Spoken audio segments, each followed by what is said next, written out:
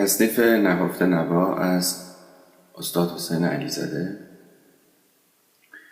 این تصنیف اگرچه به ایشون منسوب هست ولی دقیقاً در جای عنوان نشده به عنوان یکی از آثار ایشون. طبیعتاً در گروهی که نام عارف رو شاید بتونیم بهش بدیم، از فارغ التحصیلان رشته موسیقی دانشگاه تهران که همراه با خانم پریسا فاطمه واعظی کنسرت رو در دستگاه نوا آماده و تدوین کردند و در همون آمفی‌تئاتر دانشکده هنرهای زیبا اجرا شد. احتمالاً این تصنیف یک محصول یک کار گروهی و فکر گروهی بوده. کما اینکه آقای محمد کیانی نژاد هم این تصنیف رو در کتاب آموزش خودشون آوردن و البته عنوان نکردن که آهنگساز کی هست. حسین علیزاده متولد 1 شهریور 1330 در تهران هست. او در محله سید نصرالدین بازار تهران متولد شد از پدری اهل ارومیه و مادری اهل عراق. او آهنگساز، ردیفدان، پژوهشگر و نوازنده چیره دست تار و ستار ایرانی به شمار میره.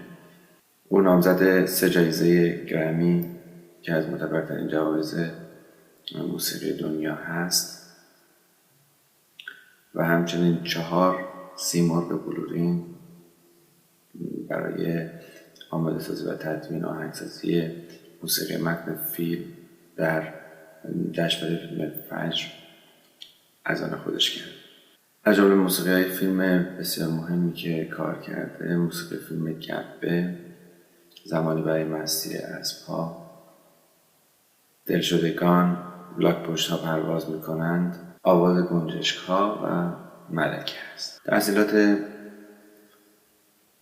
موسیقایی حسین علیزاده در هنرستان موسیقی و بعد دانشکده هنرهای زیبای دانشگاه تهران و بعد در اوایل 1360 در دانشگاه آزاد برلین. او در سال 1347 به عضویت ارکستر رودکی در اومد. 2 کنسرت در جشنواره جشن هنر شیراز داشت که جزو وزنه‌های موسیقی ایرانی به شمار میره اون 2 کنسرت. همچنین با عضویت در کانون چاوش و همکاری با پرویز مشکاتیان و محمد لطفی آلبوم‌های بسیار زیبای چاوش رو منتشر کرد. اوایل دهه 70 به ریاست هنرستان موسیقی ایران در اومد که اون دوره از لحاظ تحول هنری هنرستان میتونیم بگیم دوره بسیار شاخصی هست. فرزندان حسین علیزاده به نام‌های صبا و نیما که نوازندگان کمانچه و رباب و ستار هستند و همکنون در گروه هم‌آوایان زیر نظر استاد به هنرنمایی می‌پردازند. نوآوری و شیوه تازه در آهنگسازی در موسیقی ایرانی از شاخصه‌های کار هنری حسین علیزاده به شمار میره. شیوهی خاص در نوازندگی تار و ستار، همچنین ابداع برخی سازها و همکاری در ابداع ساز سلانه با کمک سیامک افشاری که صدایی بین عود و تار داره و همچنین ابداع مقام داد و بیداد که برگرفته از گوشه داد در دستگاه ماهور و بیداد در دستگاه همایون هست. از نوآوری ها و خلاقیت های ایشون به شما میره. او همچنین در سال 1393 با نامه‌ای از دریافت نشان شوالیه هنر و ادبیات که از طرف کشور فرانسه قرار بود به ایشون اهدا بشه سرباز زد و خواست که همواره با نام ساده حسین علیزاده بمونه و هیچ نشان یا پیشوند و پسوندی رو بر اسم خودش نپذیره. این تصنیف در نهفت نوا هست.